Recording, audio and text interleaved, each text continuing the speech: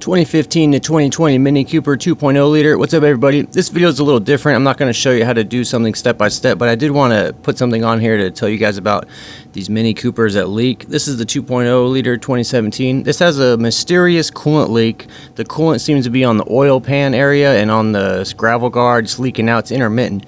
So what it was is there's a plastic pipe that connects to the upper radiator hose, and it goes right here.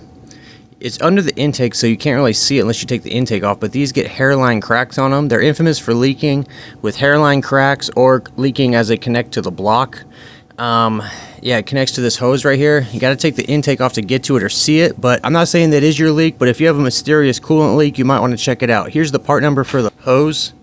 They sell these on Amazon. You can get the same plastic one, or you could upgrade to an aluminum metal one that comes with gasket sealant. I'll link them both below.